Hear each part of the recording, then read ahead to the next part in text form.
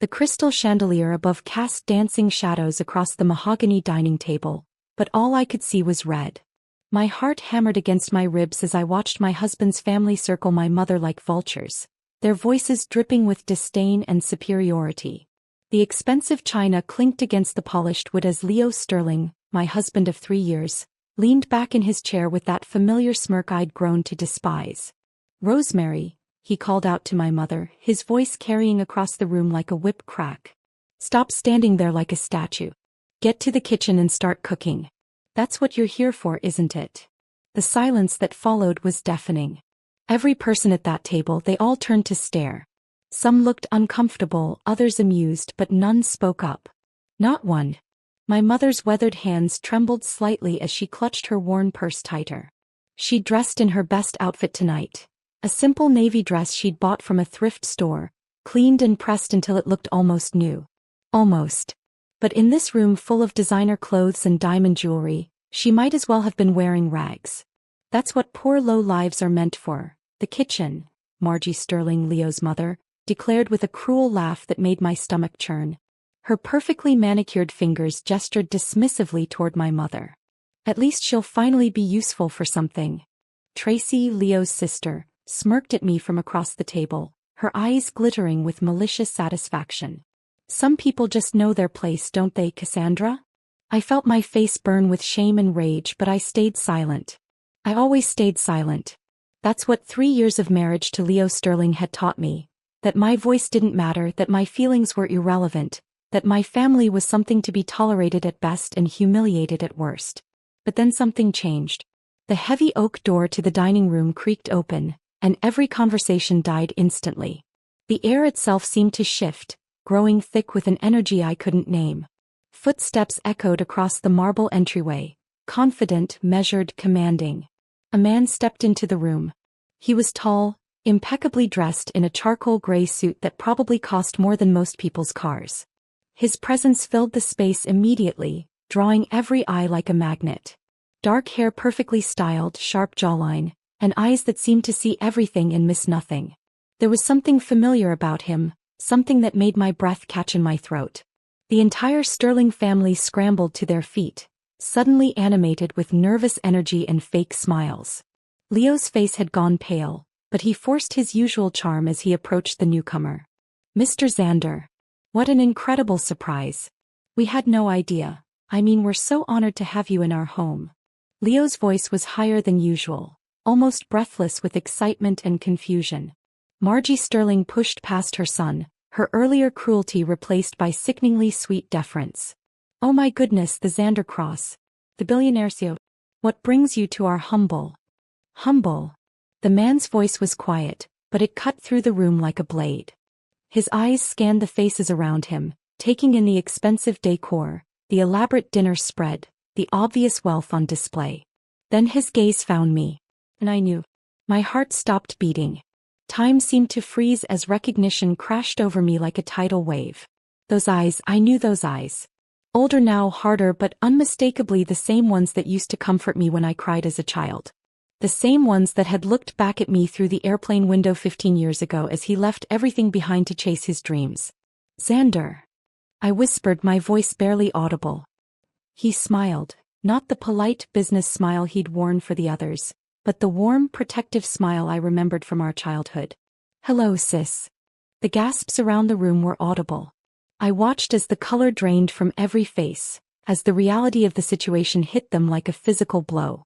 Leo's mouth fell open, his eyes darting between Xander and me as if trying to solve an impossible puzzle.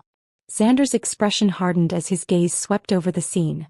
My mother rushed into his arms, tears of humiliation glistening in her eyes, me sitting frozen in my chair, my hands shaking. The Sterling family and their guests all staring in shock and growing horror. "How dare you?" Xander's voice was barely above a whisper, but it carried more menace than any shout ever could. He took a step toward Leo, his hands clenched into fists. "How dare you humiliate my mother and sister because you think they're poor?" The punch came swift and brutal. Leo never saw it coming. Xander's fist connected with his jaw with a sickening crack, sending my husband crashing to the floor in a heap of expensive suit and shattered pride. Blood poured from his split lip as he groaned, rolling on the marble floor like a broken doll. Margie screamed. Tracy stumbled backward, nearly falling over her chair. The guests pressed themselves against the walls, their faces pale with terror and shock. And I sat there watching it all unfold, feeling something inside me break free, something that had been chained down for years. You want to know how we got here? Let me take you back to where it all began. Back to when I was naive enough to believe that love could conquer anything, including cruelty. Back to when I thought I was lucky to be chosen by Leo Sterling. Back to before I remembered who I really was, and who was always watching over me. But before we continue, please write in the comment which country you are watching this video. We love knowing where our global family is tuning in from. And if this is your first time on this channel, please subscribe. Your support helps us bring even more epic revenge tales of life. Enjoy listening. My name is Cassandra Cross, though for 3 years I've been Cassandra Sterling, a name that has tasted like ashes in my mouth since the day I said, I do. But before I became Leo's wife, before I learned what it meant to be trapped in a golden cage, I was just a girl from the wrong side of Atlanta who dared to dream of something more. Growing up, we had nothing. Nothing but love, determination, and a mother who worked herself to the bone to give her children a chance at a better life. Rosemary Cross was the strongest woman I'd ever known. Every morning before dawn, she'd slip out of our tiny apartment to catch the first bus to the wealthy neighborhoods across town, where she cleaned houses and offices for families who never bothered to learn her name. I remember watching her come home each night, her knees aching from scrubbing floors, her hands raw from cleaning solutions, but she never complained. Not once. She'd help me with my homework at our tiny kitchen table, the one with the wobbly leg that we propped up with old phone books, and she'd tell me stories about the beautiful houses she cleaned. Education is your way out, sweetheart, she'd whisper, smoothing my hair as I struggled with math problems. You and your brother are going to have everything I never did. I promise you that. Xander was 2 years older than me, brilliant and ambitious even as a teenager. While other kids his age were playing video games or chasing girls, he was reading business magazines he'd found in the recycling bins outside office buildings. He had this intensity about him, this unshakable belief that he was meant for something bigger than our circumstances. I'm going to be rich someday, Cass, he'd tell me as we walked to school through neighborhoods where broken streetlights and boarded-up windows were the norm. Really rich. And when I am, Mom will never have to clean another toilet, and you'll never have to worry about anything ever again. I believed him. Even at 15, there was something different about Xander. A determination in his eyes that promised he'd move mountains if he had to. The day he left for college on a full scholarship was the proudest and saddest day of our lives. He hugged me so tight I could barely breathe, and I could feel him trembling even though he was trying to be strong. Take care of Mom for me, he whispered in my ear. I'll be back for both of you, I swear. This isn't goodbye forever. But days turned into months and months turned into years. At first he called every week, then every month, then only on birthdays and holidays. The calls became shorter, more distant. He was building something, he said. Creating opportunities. It would all be worth it in the end. And then one day the calls stopped altogether. For 5 years we heard nothing.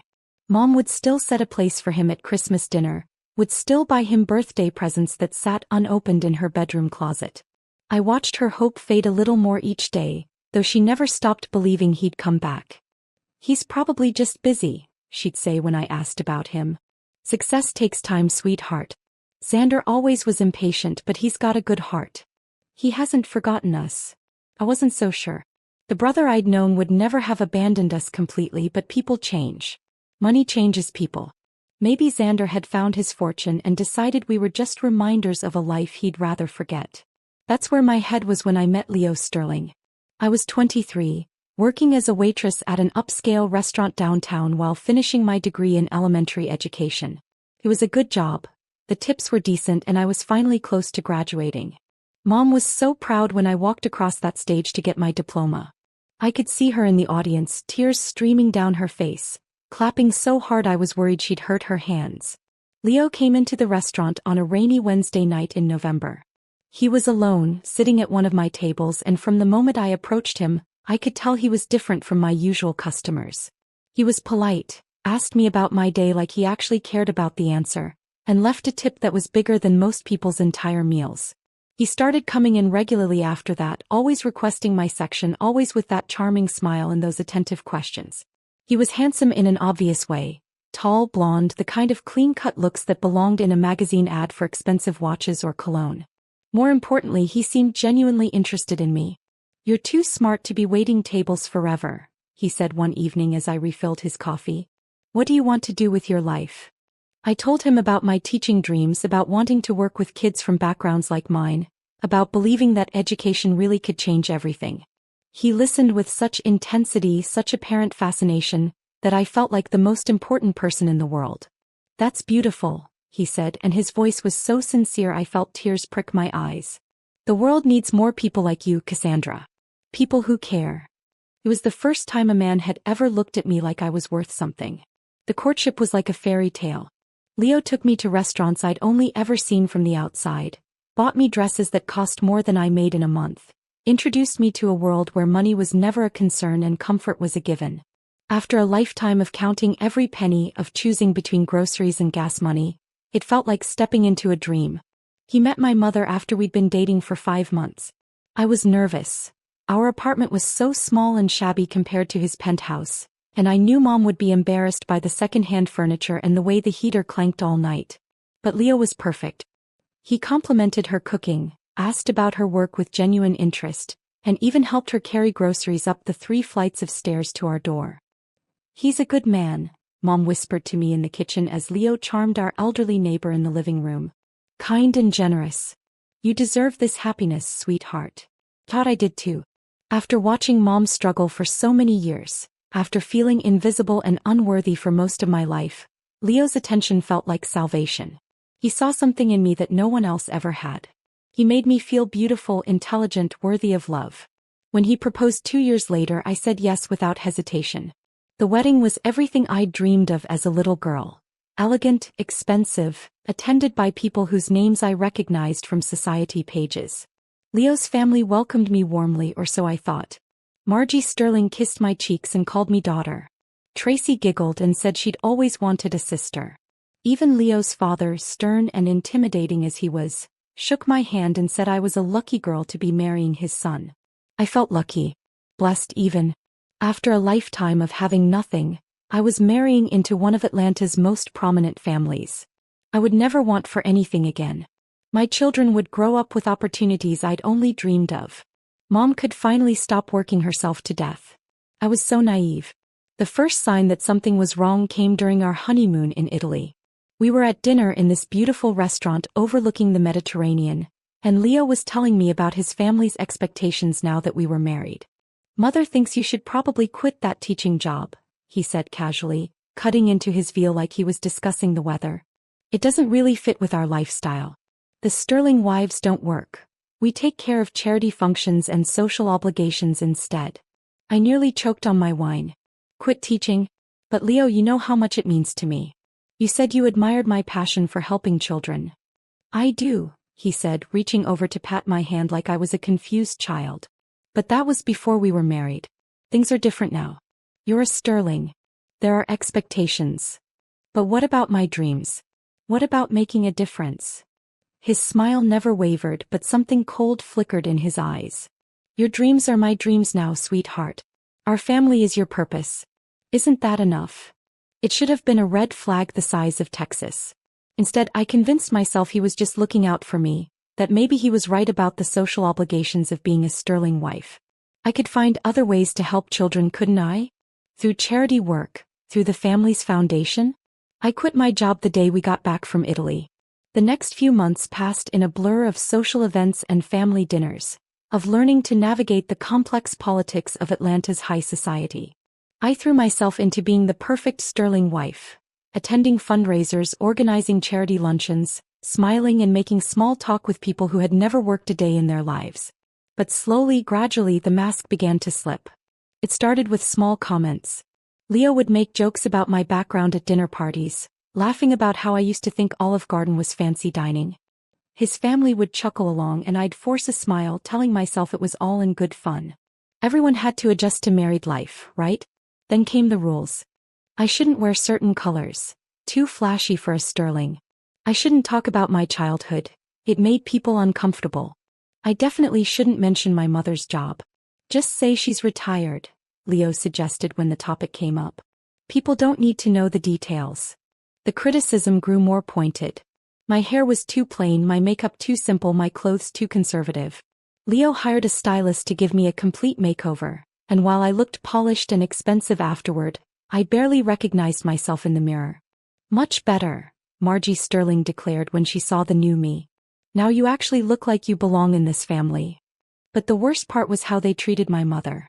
At first they were polite to her face.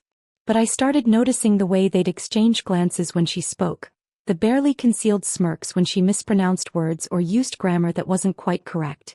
During family dinners, they'd somehow always forget to set a place for her, forcing her to sit at the kitchen counter while the rest of us ate in the dining room. It's more comfortable for her there, Margie would say with false sweetness. She's probably not used to formal dining anyway. The breaking point came during our first Christmas as a married couple. Leo's entire extended family was there, plus several business associates and their wives. The house was decorated like something out of a magazine, with a tree that reached the ceiling and enough food to feed a small army. My mother had come early to help with preparations as she always did. She loved cooking for big groups, loved feeling useful and needed. But instead of being treated like a guest, Leo's family immediately put her to work in the kitchen, treating her like hired help. "Rosemary, be a dear and peel those potatoes," Margie commanded, not even looking up from her conversation with the other wives. "And make sure you wash them properly. I don't want any dirt getting on my good china." I watched my mother's face crumble slightly, but she just nodded and got to work. She spent the entire evening in that kitchen, cooking and cleaning and serving while everyone else enjoyed the party. When I tried to help her, Tracy pulled me aside. "Let her work," she said with a cold smile. "It's what she's good at, isn't it? Besides, someone has to do it, and it certainly isn't going to be us." That night, after everyone had gone home, I found my mother sitting on the edge of the guest bed, still wearing her apron, tears streaming down her cheeks. "I'm sorry, sweetheart," she whispered when she saw me. "I didn't mean to embarrass you." "Embarrass me?" I sat down next to her and pulled her into my arms. "Mom, you have nothing to apologize for. They were horrible to you. Maybe I don't belong here," she said quietly. "Maybe I should just stay away from these family things. I don't want to cause problems for you and Leo." I wanted to tell her she was wrong, that of course she belonged, that my husband and his family were the problem. But the words stuck in my throat. Because part of me, a part one was ashamed to acknowledge, was relieved by her suggestion. It would be easier if she stayed away. Easier if I didn't have to watch them humiliate her. Easier if I could just pretend to be the person they wanted me to be. So I said nothing. And my silence was the first step toward losing myself completely. 3 years. 3 years of living in the Sterling mansion, 3 years of playing the perfect wife, 3 years of watching my mother shrink a little more each time she visited. 3 years of forgetting who Cassandra Cross used to be. The woman I'd become was a stranger to me. She wore designer clothes and attended charity luncheons and never, ever spoke out of turn. She smiled when Leo made cruel jokes at her expense and laughed when his family mocked her background. She'd learned to hold her tongue when they treated her mother like a servant and to pretend it didn't tear her heart out every single time. But sometimes in the quiet hours before dawn, the real me would surface. I'd lie in bed next to Leo listening to his peaceful breathing, and I'd remember the girl who wanted to teach children, who believed she could change the world one classroom at a time. I'd think about Xander and wonder if he was out there somewhere, if he ever thought about the sister he'd left behind. I'd think about all the dreams I'd abandoned and all the pieces of myself I'd sacrificed on the altar of acceptance. Those were the moments when the rage would bubble up from somewhere deep inside me, hot and fierce and demanding. But I'd learned to push it down, to bury it beneath layers of compliance and careful politeness. Good Sterling wives didn't get angry. They certainly didn't fight back. The humiliation had become a carefully choreographed dance. Every family gathering followed the same script. I'd be criticized for something, my clothes, my hair, the way I held my fork. My mother would be relegated to the kitchen, treated like unpaid help rather than an honored guest. Leo would either join in the mockery or stand by silently, which somehow hurt even more than if he'd been actively cruel. "She's doing better," I heard Margie tell a friend on the phone once, not realizing I was in earshot. "Still has some rough edges, of course. You can't completely erase that kind of background. But at least she stopped talking about that ridiculous teaching nonsense. Leo's trained her well." Trained. Like I was a dog who'd finally learned to sit on command. The worst part wasn't the constant criticism or the social isolation from anyone who'd known me before. The worst part was how I'd started to believe them. After 3 years of being told I wasn't enough, wasn't worthy, wasn't suitable for their world, I'd begun to see myself through their eyes. Maybe I was just a gold digger who'd gotten lucky. Maybe Leo really had saved me from a life of mediocrity. Maybe I should be grateful instead of resentful. But my mother, God, watching what they did to my mother was killing me slowly. Every visit became an exercise in cruelty disguised as hospitality. They'd invite her to dinner parties and then stick her in the kitchen. They'd ask her to help with preparations and then criticize everything she did. They'd make jokes about her clothes, her accent, her mannerisms, always just quietly enough that she could pretend not to hear. Poor little Rosemary, Tracy would coo with fake sympathy. Still shopping at those thrift stores, I see. Cassandra, you really should take your mother shopping somewhere decent. It's embarrassing. My mother would just smile and nod, her hands trembling slightly as she smoothed down her carefully pressed dress. She'd spent hours getting ready for these dinners, wanting so desperately to fit in, to be worthy of her daughter's new family. Instead, she was treated like comic relief. And I let it happen. God help me, I let it happen because I was too weak, too scared, too broken to fight back. The dinner party that changed everything was supposed to be Leo's crowning achievement. He'd just made partner at his law firm, and Margie had insisted on throwing an elaborate celebration. She'd invited everyone who mattered in Atlanta society. Judges, politicians, business leaders, all the people Leo needed to impress for his career. This is very important for our family's reputation, Leo told me as I got dressed that evening, his tone making it clear that I'd better not disappoint him. I need you to be perfect tonight. No mistakes, no awkward stories about your past, no being myself, I finished quietly. He paused in adjusting his tie and looked at me in the mirror. For just a moment I thought I saw something like regret flicker across his face. But then it was gone, replaced by that familiar coldness. Don't be dramatic, Cassandra. You know what I mean. I did know. I knew exactly what he meant. Be beautiful but not too attention-getting. Be charming but not too familiar. Be present but invisible. Be everything they needed me to be and nothing that I actually was. My mother arrived early as always, carrying a homemade dessert she'd spent all day preparing. She'd bought a new dress for the occasion, nothing expensive but clean and appropriate. She looked nervous but hopeful, like maybe this time would be different. It wasn't. Oh, Rosemary, Margie said with that poisonous smile, barely glancing at the beautifully decorated cake my mother had brought. How thoughtful. Though I'm not sure we'll have room for it with everything the caterers have prepared. Perhaps you could just set it in the kitchen? And while you're there, could you help them arrange the appetizer trays? They could use an extra pair of hands. I watched my mother's face fall, watched her shoulders slump in defeat. But she just nodded and headed for the kitchen without a word of complaint. Because that's what poverty teaches you, to swallow your pride and do whatever needs to be done, even when it's killing you inside. The evening progressed exactly as I'd expected. Leo held court in the living room, regaling his colleagues with stories of his latest legal victories. The wives clustered together, discussing their latest charity projects and vacation plans. The men talked business and politics, their voices growing louder and more self-important with each drink. And my mother stayed in the kitchen, helping the catering staff, cleaning dishes, making sure everyone else had everything they needed while remaining completely invisible herself. I tried to join the conversations, tried to play my role as the perfect hostess, but my heart wasn't in it. All I could think about was my mother in that kitchen, working like a servant while these people enjoyed the fruits of her labor without a second thought. Cassandra looks tired, I heard one of the wives whisper to another. Marriage can be such an adjustment when you're not used to this lifestyle. Well, you know her background, came the reply. Leo's done wonders with her, but you can only polish a stone so much. I excused myself and went to the bathroom, where I stared at my reflection in the ornate mirror above the sink. The woman looking back at me was polished, elegant, everything the Sterlings had wanted me to become. But her eyes were empty. Hollow. Who was I? What had I become? When had I stopped fighting for myself, for my mother, for anything that mattered? I thought about Xander then, really thought about him for the first time in months. Where was he? What had he become? Did he ever wonder what happened to the sister he'd promised to take care of? Would he even recognize the woman I'd turned into? A knock on the door interrupted my spiraling thoughts. Cassandra. Leo's voice was impatient. People are looking for you. Come back out. I straightened my dress, fixed my smile and returned to the party. But something had shifted inside me. The rage I'd been pushing down for 3 years was starting to claw its way to the surface, and I wasn't sure I could contain it much longer. The breaking point came near the end of the evening.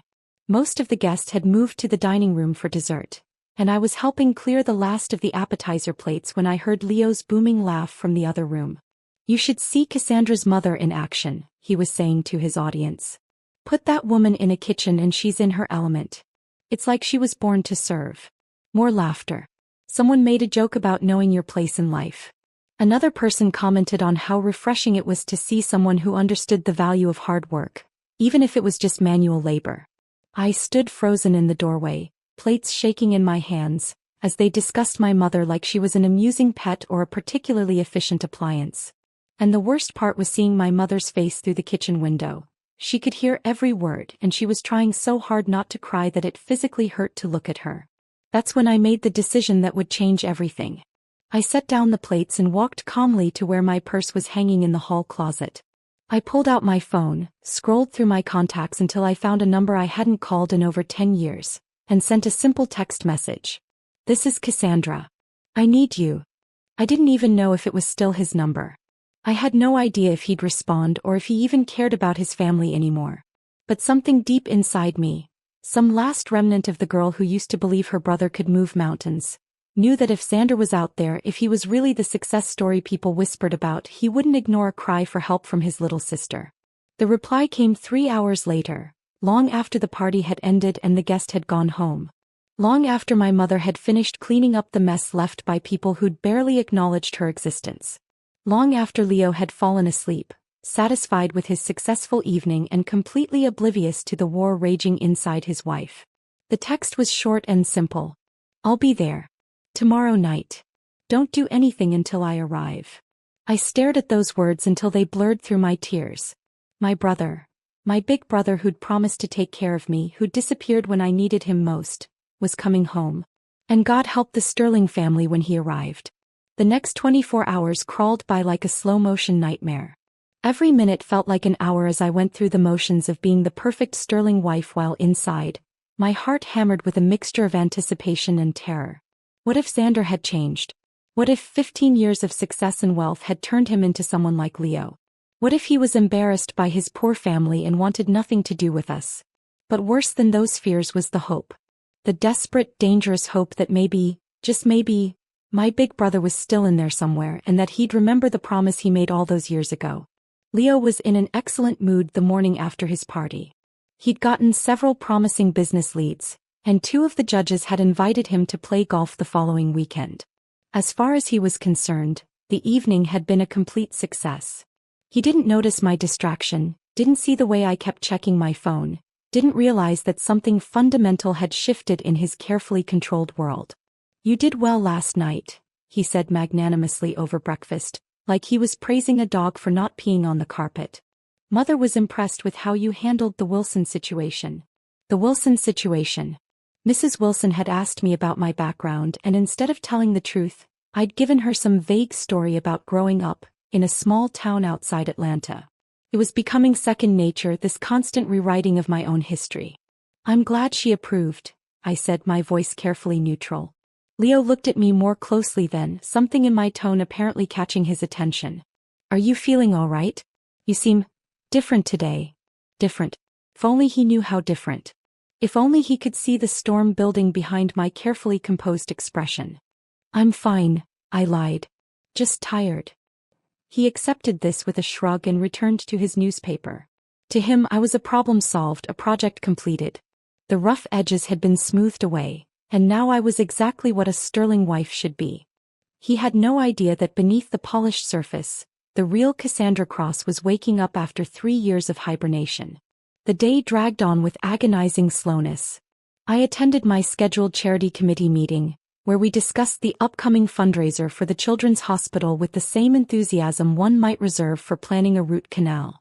I had lunch with 2 of the other Sterling wives, nodding along as they complained about their housekeepers and discussed their summer vacation plans. All the while my phone burned like a hot coal in my purse. I kept checking for updates for any sign that Xander was really coming, but there was nothing after that initial message. What if he'd changed his mind? What if something had come up? I forced myself to stop. I'd spent 3 years living in fear and doubt. Today I was choosing hope. That evening, Leo announced that his family would be coming for dinner again. "It's becoming a regular thing," he said, already reaching for his phone to call the caterers.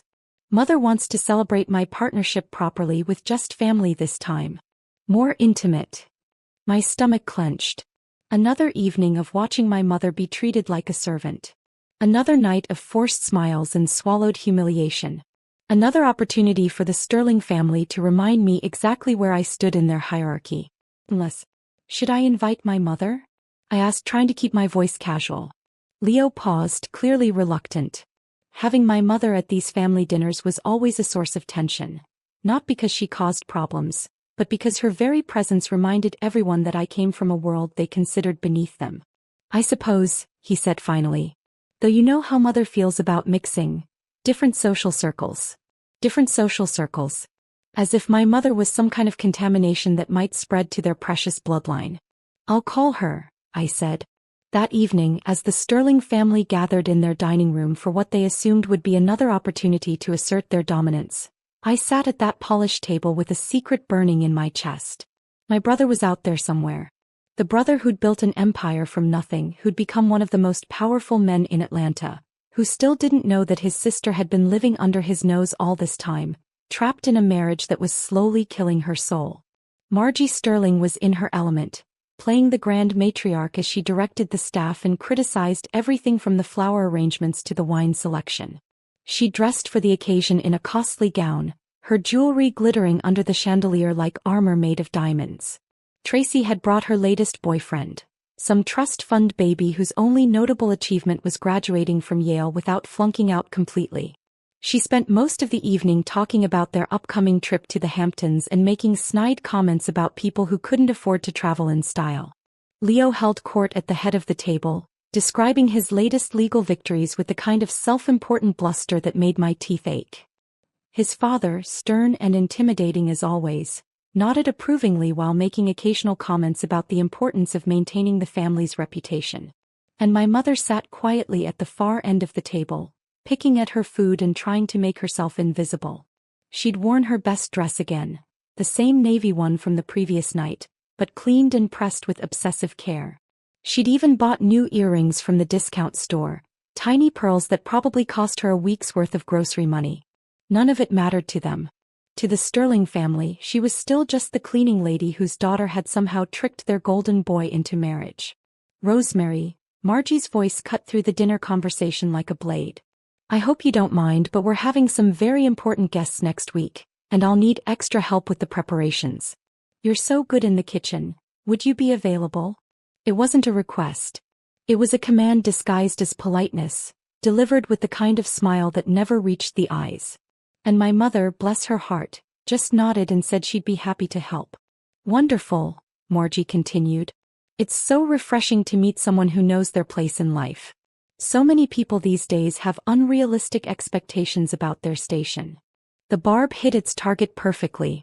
My mother's cheeks flushed pink and she ducked her head, focusing intently on cutting her meat into impossibly small pieces.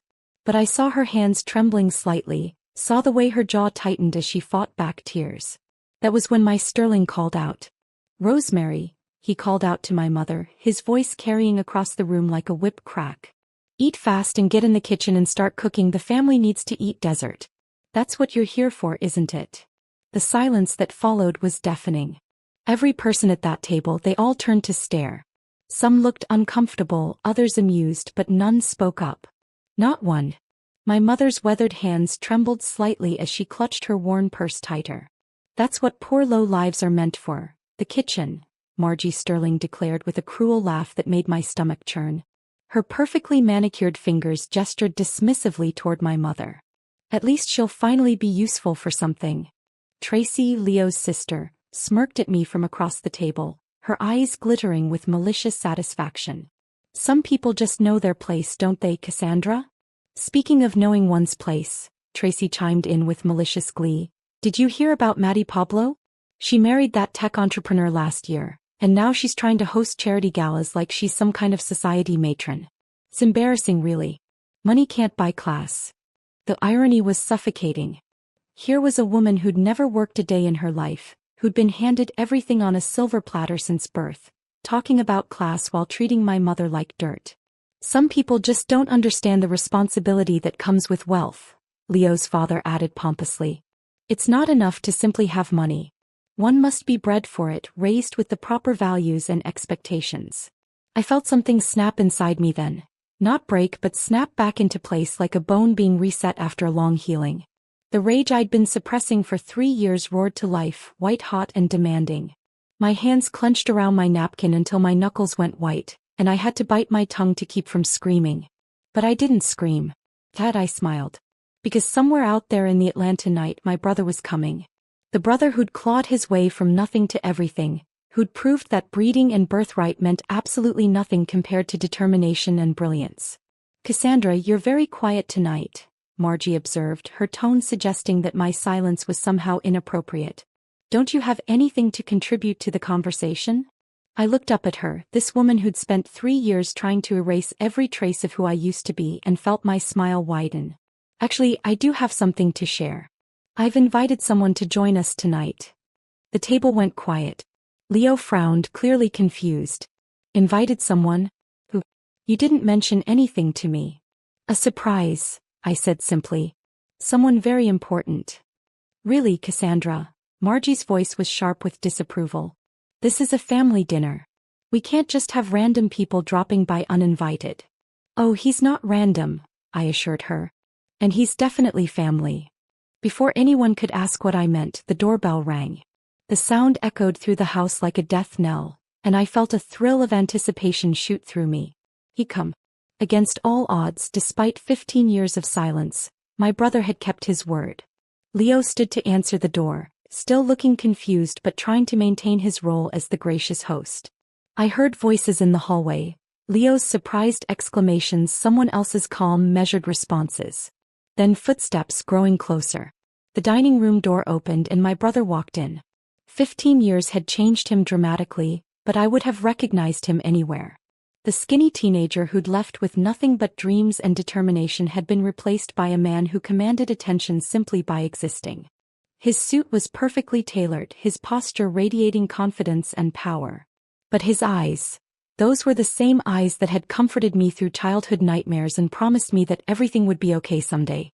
The effect on the Sterling family was immediate and electric. Leo's face went pale as recognition dawned. Margie actually gasped, her fork clattering to her plate. Tracy's mouth fell open in shock. Even Leo's father, usually so composed and controlled, looked shaken. Because they knew exactly who he was. Everyone in Atlanta's business community knew Xander Cross, the mysterious billionaire who'd built a restaurant empire from nothing, who'd revolutionized the food service industry, who'd become one of the most powerful and influential men in the state. What they didn't know was that he was my brother. Good evening, Xander said, his voice calm and pleasant as he surveyed the room. His gaze touched each face before finally landing on me, and when our eyes met, I saw something I hadn't seen in years. Unconditional love and fierce protection. Leo had followed him into the room, practically vibrating with nervous energy. Mr. Cross, this is such an incredible honor. I had no idea you were coming. Please sit wherever you'd like. We're so thrilled to have you in our home. The desperation in his voice was pathetic. Leo, who treated service workers like furniture and spoke to my mother like she was barely human, was practically groveling before my brother. The irony was delicious. Thank you, Xander said politely. But instead of taking the seat Leo was frantically pulling out for him at the head of the table, he walked around to where my mother and I were sitting. He bent down and kissed my mother's cheek gently, then did the same to me. Hello, Mom, he said softly. Sis. The silence that followed was deafening. I watched as understanding crashed over the Sterling family like a tsunami, washing away their assumptions and leaving them floundering in a reality they'd never imagined possible. Margie's face went through a fascinating series of expressions: confusion, shock, horror, and finally a kind of terrified realization. Her son had spent 3 years married to the sister of one of the most powerful men in Atlanta, and she'd been treating both me and our mother like servants. Your brother? Leo stammered, looking between Xander and me like he was trying to solve an impossible puzzle. But your name is Cross and his name is Cross, but I thought. I mean, you never said. You never asked, I said simply. You were too busy trying to erase my family from existence to bother learning who they actually were. Xander's expression hardened as he took in the scene. My mother's obvious distress, my carefully controlled fury, the Sterling family's barely concealed panic. His eyes swept over the elaborate dining room, the expensive china, the ostentatious display of wealth, before returning to rest on Leo. I see, he said quietly. And somehow, those two simple words contained more menace than any threat ever could.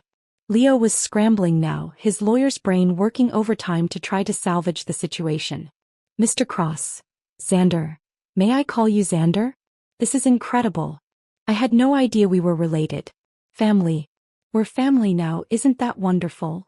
The desperation was thick in his voice. He knew he'd made a catastrophic mistake, knew that 3 years of treating his brother-in-law's family like garbage was about to come back and destroy everything he'd worked for. Are we family? Xander asked, his tone conversational but his eyes like ice. Because from what I've observed in the last few minutes, you seem to have a very interesting definition of how family should be treated. I don't understand, Leo said, but his voice was getting higher, more panicked. We've always treated Cassandra and her mother with the utmost respect. Have you? Xander interrupted.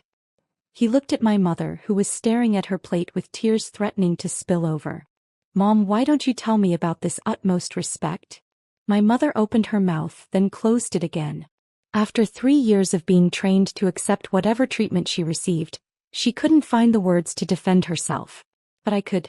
They treat her like a servant, I said, my voice steady and clear. Every time she comes here, they put her to work in the kitchen while they entertain their guests in here. They make jokes about her clothes, her background, her education. They've spent 3 years systematically humiliating both of us while pretending it was kindness. That's not true. Margie protested, but her voice was shaky. We've always been welcoming to Rosemary. She helps in the kitchen because she wants to, she insists on it. Does she? Xander turned to my mother with gentle eyes. Mom, is that true? Do you insist on working in the kitchen during family dinners? My mother looked up at him, then at me, then at the Sterling family, who were all watching her with expressions ranging from pleading to terrified. For a moment, I thought she might retreat into the same polite silence she'd maintained for 3 years. But then she straightened her shoulders, and I saw a flash of the woman who'd worked 3 jobs to put her children through school, who'd never backed down from a fight when her family was at stake. No, she said quietly. I don't insist. I'm told to help, and I do it because I don't want to cause trouble for Cassandra. The admission hung in the air like a physical presence. Xander's expression didn't change, but something deadly flickered behind his eyes. I see, he said again. And Leo, how do you treat my sister? Do you support her dreams? Do you respect her intelligence and ambition? Leo was sweating now, his perfectly styled hair beginning to stick to his forehead. Of course I do. I love Cassandra. She's my wife, she's everything to me. What did she want to be when she grew up? Xander asked suddenly. What? Simple question. What did my sister want to do with her life? Leo's mouth opened and closed like a fish out of water. After 3 years of marriage, he didn't even know what my dreams had been. Because he'd never cared enough to ask or remember, or value anything about me beyond my ability to look good on his arm and smile on cue. She wanted to be a teacher, Xander said when it became clear Leo wasn't going to answer. She wanted to work with children from backgrounds like ours. She wanted to prove that where you come from doesn't determine where you end up. Does she teach now, Leo? Well, no, but why not? The family has certain expectations. Whose family? Xander's voice was getting quieter, which somehow made it more terrifying. Because in my family we support each other's dreams. We lift each other up instead of tearing each other down. We treat each other with love and respect, not like embarrassments to be hidden away. The dining room had gone completely silent except for the ticking of the grandfather clock in the corner. Everyone was staring at Xander, mesmerized by the controlled fury radiating from him like heat from a furnace. "Let me tell you what I see here," he continued, standing up slowly. "I see a man who married my sister and then spent 3 years trying to erase everything that made her who she is. I see a family who invited my mother into their home and then treated her like hired help. I see people who think that money and breeding give them the right to look down on others, to humiliate and belittle anyone they consider beneath them." He paused, his gaze sweeping over each of their faces in turn. "You want to know what I think of people like that?" The question hung in the air like a blade. Nobody dared to breathe. Then Xander smiled, not the warm, loving smile he'd given me and my mother, but something cold and sharp and absolutely terrifying. "I think they need to be reminded that power isn't about birth or breeding or bloodlines. It's about what you build, what you achieve, what you're willing to fight for. And right now, I'm willing to fight for my family." He then moved toward my mother, his eyes narrowing as he studied her closely. That was when he noticed the faint cut on her left hand, the one she had been trying to conceal. His expression hardened, and a storm of fury spread across his face as he examined it. He turned to Leo, and his voice dropped to a whisper that somehow carried more weight than any shout. "How dare you humiliate my mother and sister because you think they're poor?" The punch came so fast that Leo never saw it coming. Xander's fist connected with his jaw with a sickening crack, and Leo went down like a sack of grain, blood spurting from his split lip as he crashed to the marble floor. Margie screamed. Tracy scrambled backward, nearly falling over her chair. Leo's father half rose from his seat, then thought better of it when he saw the look in Xander's eyes. And I sat there watching my husband writhe on the floor in pain and humiliation, and felt the first genuine joy I'd experienced in 3 years. The golden cage had finally been shattered. And I was free. The silence that followed the punch was profound and complete. Leo lay on the marble floor, blood trickling from his split lip, his eyes wide with shock and pain. The great Leo Sterling, successful lawyer, pillar of society, master of his domain, reduced to a groaning heap at the feet of the man whose family he'd spent years tormenting. Margie's scream died in her throat as she stared at her son, her perfectly manicured hands pressed to her mouth in horror. Tracy had gone completely white, pressed back against the wall like she was trying to disappear into the expensive wallpaper. Leo's father remained frozen in his chair, his face a mask of barely controlled panic. And my mother, my beautiful, strong mother who'd endured 3 years of their cruelty with quiet dignity, was staring at her son with tears streaming down her cheeks and something like wonder in her eyes. Xander stood over Leo's prone form, completely calm despite having just delivered a blow that would probably require dental work to fix. His suit wasn't even wrinkled. His breathing was steady. He looked like a man who'd just swatted a particularly annoying fly.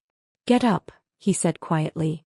Leo struggled to his feet, one hand pressed to his bleeding mouth, his designer shirt now stained with blood and wine. He was shaking, whether from pain, shock, or fear I couldn't tell. Probably all three. "You hit me," he stammered as if he couldn't quite believe what had happened. "Yes," Xander said simply. "And I'll do it again if you ever treat my family with anything less than the respect they deserve. You can't just. This is assault. I could have you arrested." The threat hung in the air for about 2 seconds before Xander smiled, that same cold, sharp smile that had preceded the punch. "Could you?" he asked conversationally.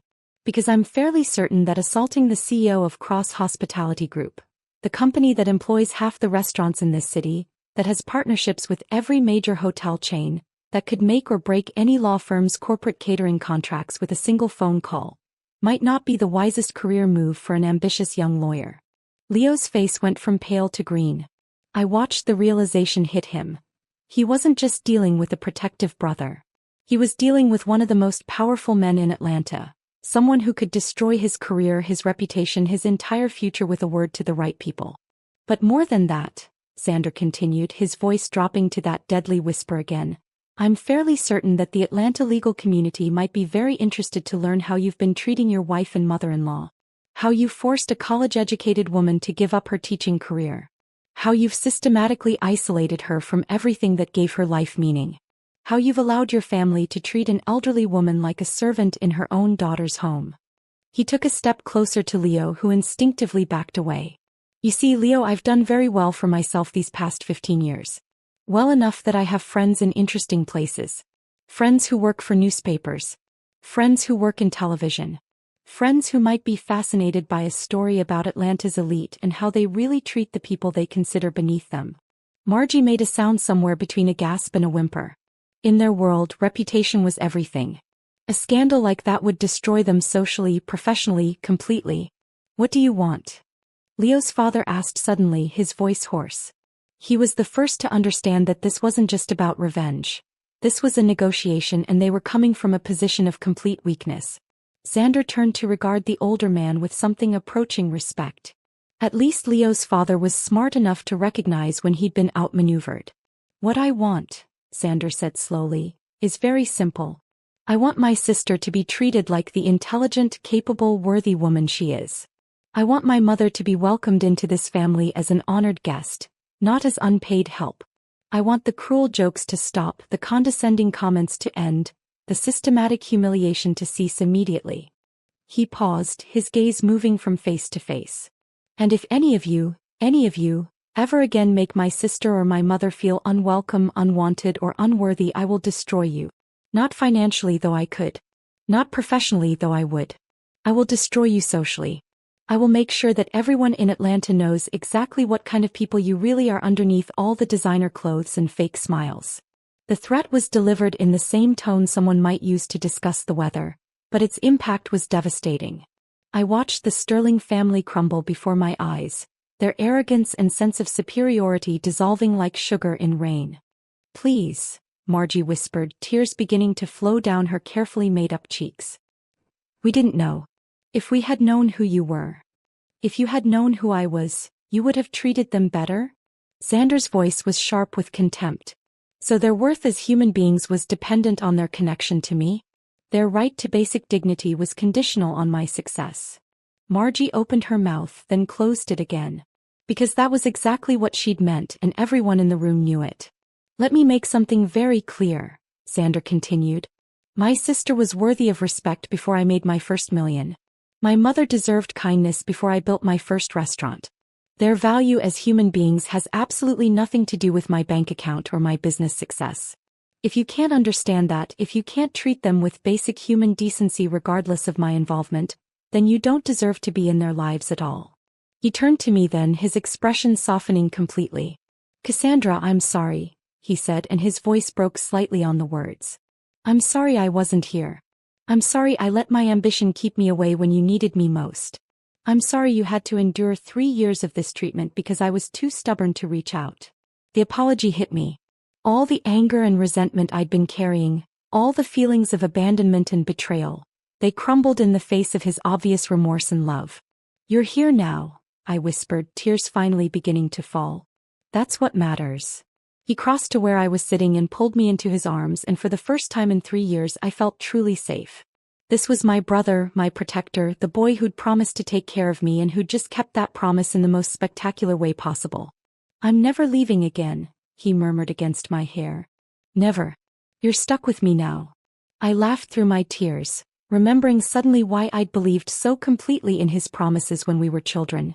When Xander Cross made a vow, he kept it. Even if it took 15 years. We held each other for a long moment while the Sterling family watched in stunned silence. When we finally separated, Xander turned his attention back to them. Now, he said briskly, all business again. Here's what's going to happen. Leo, you're going to apologize to my sister and my mother. A real apology, not some lawyer double talk designed to avoid admission of guilt. You're going to acknowledge how you've treated them, and you're going to promise that it will never happen again. Leo opened his mouth to protest, then caught sight of his father's warning glare and thought better of it. He turned to me, his face a mess of blood and shame. Cassandra, I'm sorry.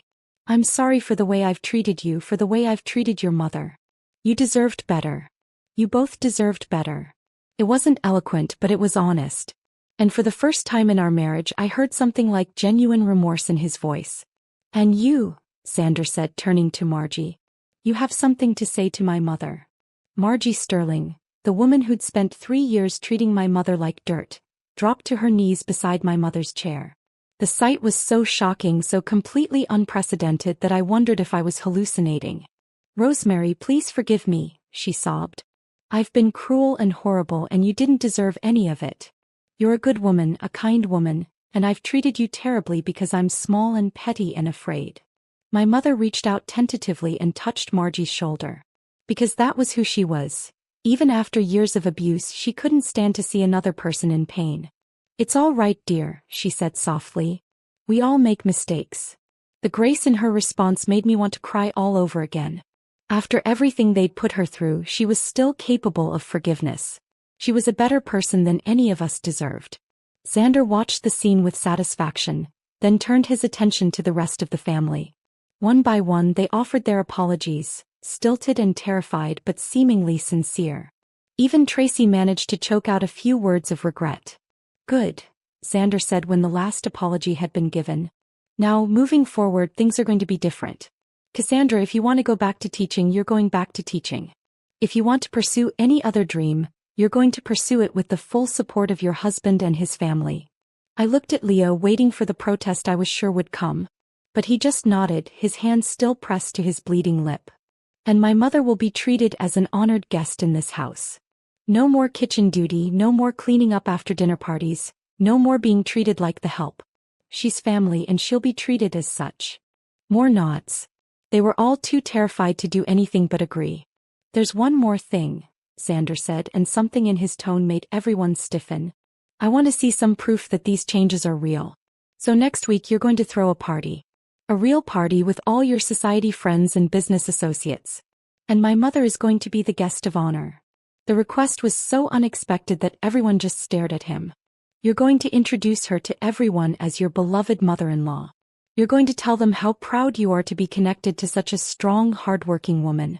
You're going to make sure she feels celebrated and valued and welcome. It was brilliant.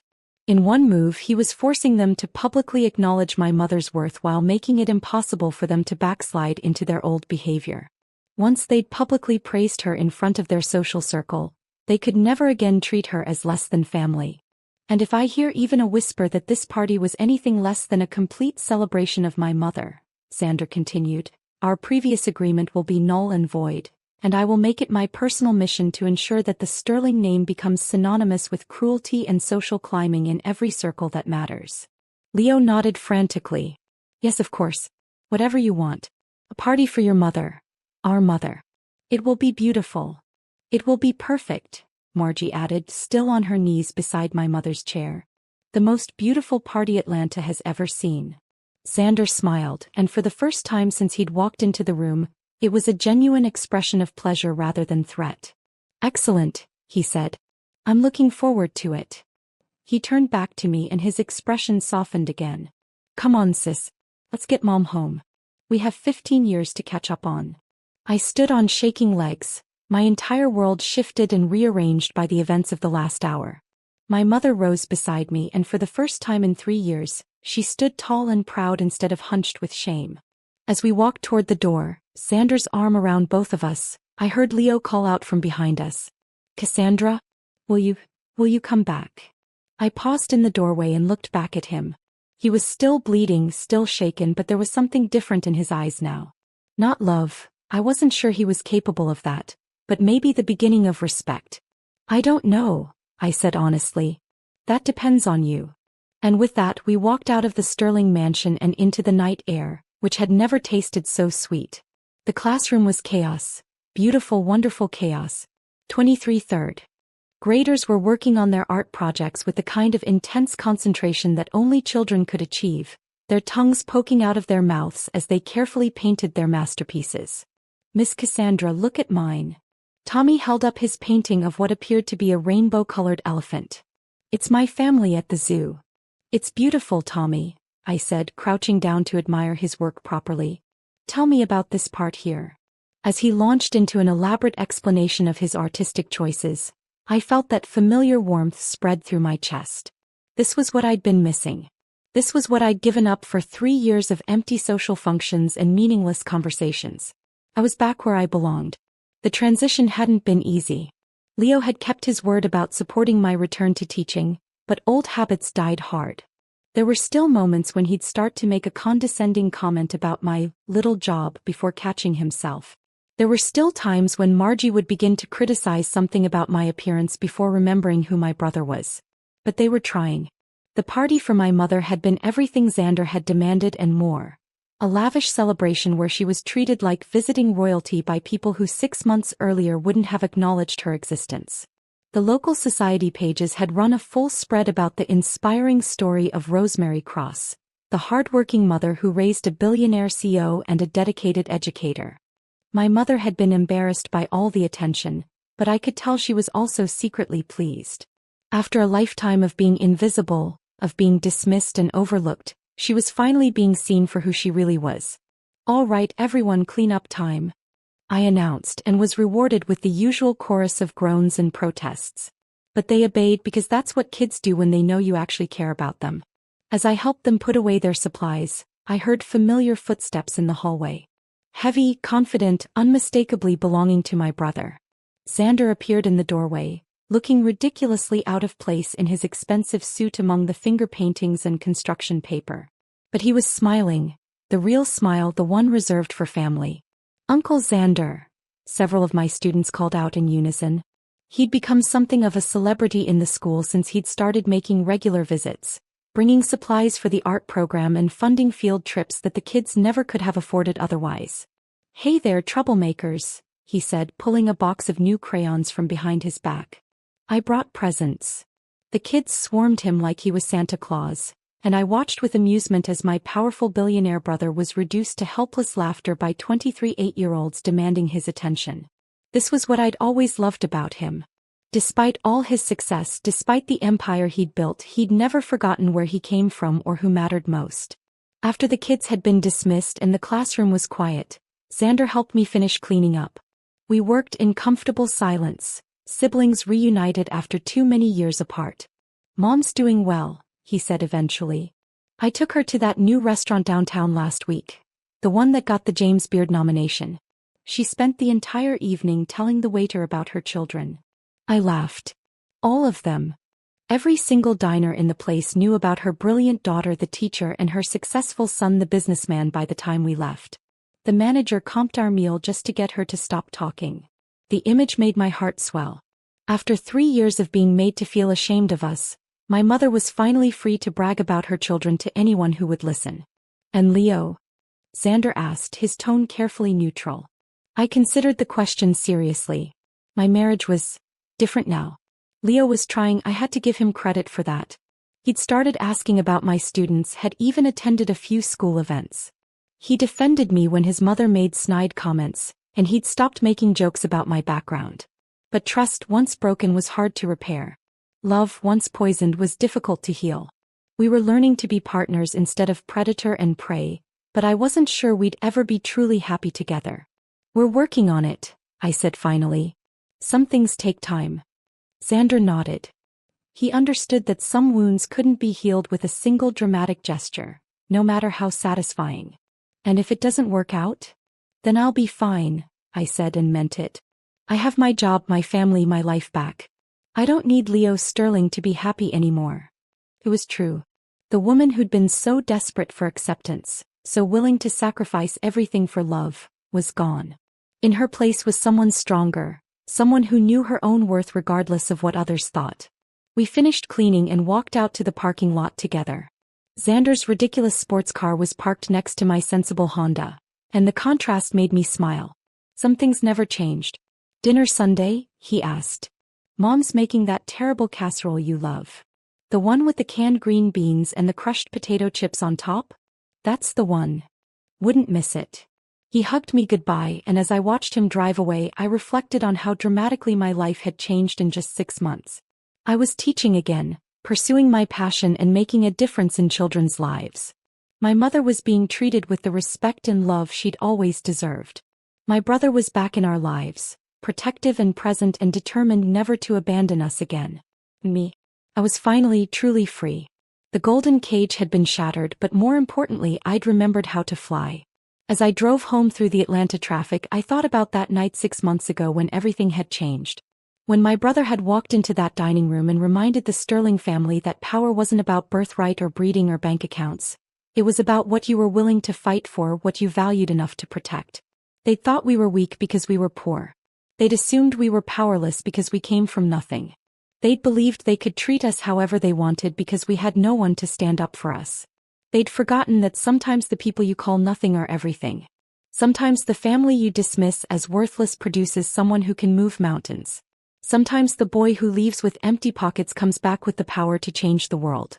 And sometimes, just sometimes, justice comes wrapped in a perfectly tailored suit, delivered with a smile that could cut glass and a punch that could shatter more than just a jaw. My name is Cassandra Cross Sterling, and this is the story of how I remembered who I really was. This is the story of how love, real love, the kind that protects and lifts up and never tears down, conquered cruelty. This is the story of how a family torn apart by necessity and pride found their way back to each other. But most of all, this is the story of revenge served not cold, but blazing hot with the fire of absolute truth. That every person, regardless of their bank account or their background, deserves to be treated with dignity. And anyone who forgets that lesson might just find themselves on the receiving end of a visit from Xander Cross. Trust me, it's not an experience you'll forget.